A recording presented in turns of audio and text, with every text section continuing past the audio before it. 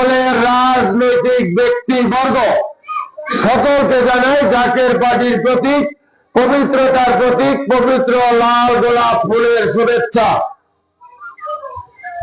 জাকের পার্টির মাননীয় চেয়ারম্যান মোস্তফা আমির ফয়সাল মুজাদ্দিদি সাহেব আমাদেরকে একটি দাওয়াত দিয়ে আপনাদের কাছে পাঠিয়েছেন।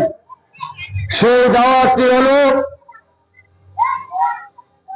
কোথাও কোনো শান্তি নাই, আল্লাহ তোমার রহম চাই।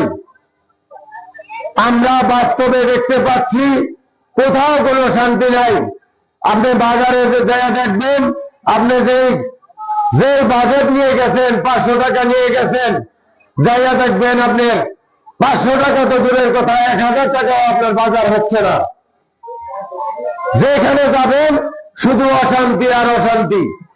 তাই শান্তি স্থিতিশীলতা রক্ষার আহ্বানে জাকের পার্টি এমন একটি পার্টি, যে পার্টি আদর্শ কেন্দ্রিক পার্টি, যে পার্টির নেতা কর্মী শুধু ত্যাগী নয়, আত্মত্যাগী।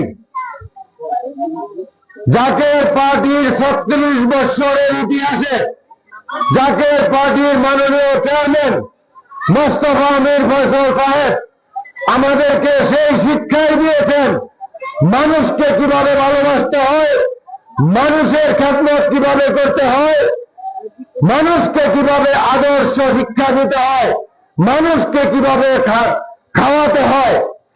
জাকের পার্টির মাননীয় চেয়ারম্যান মোস্তফা আমির ফয়সাল সাহেব লক্ষ জনতার সামনে বলেছেন, আমি কোনো নেতা নই, আমি এই দেশে 92% মুসলমানদের খাবেন, অন্যান্য ধর্মাবলম্বীদের পাহারাদার।